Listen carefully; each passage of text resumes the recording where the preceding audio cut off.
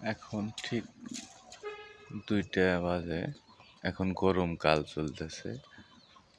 গরমের সিজন আসলে ছাগলে পানি খাওয়াইতে হয় বেশি, তাই চেষ্টা করবেন একটু পানি বেশি করে খাওয়ানোর জন্য।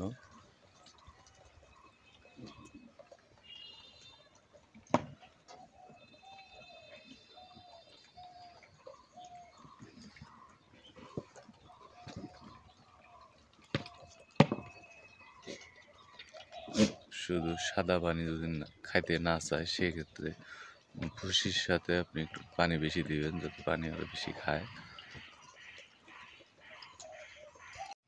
তো আমি আবার ফের আমার ঘাসের জমিতে নিয়ে আসলাম।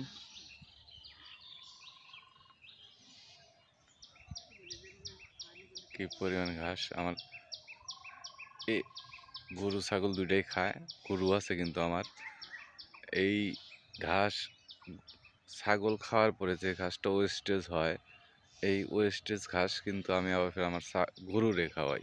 তার মানে আমার কোনো ঘাস ওয়েস্টেজ হয় না।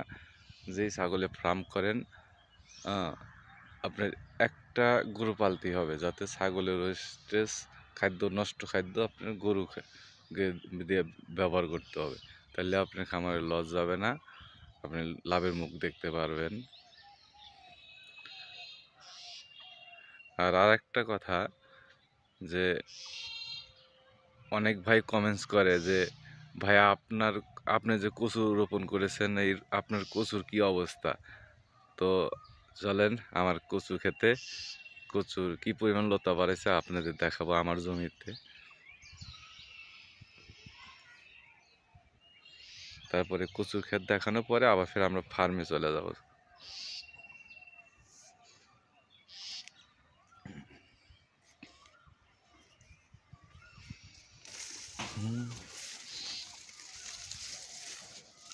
এটা কিন্তু আমি নতুন ঘাস রোপণ করছি।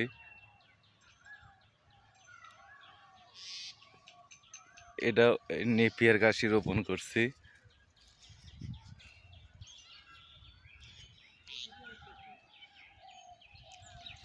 আর এই যে আমার কচুর ক্ষেত, এটা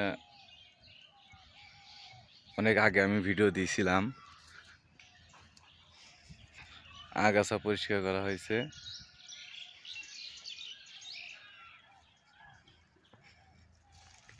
এখানে যে আমার অলরেডি কিন্তু লতা দেখা যাইতেছে, যে লতা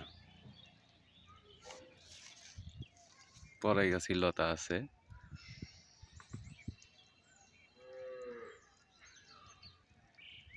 এখানে আমি 2000 পোয়া রোপণ করছি।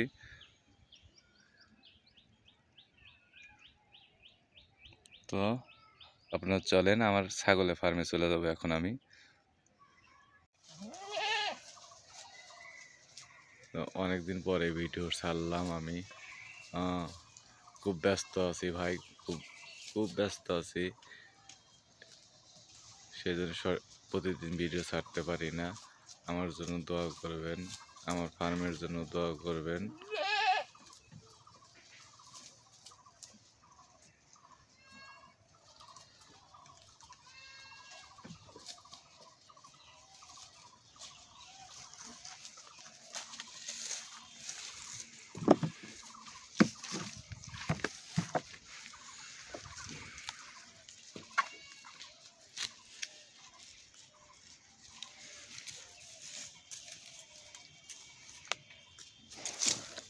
হ্যালো, আমার বিডার 2 মাস 11 দিন বয়স।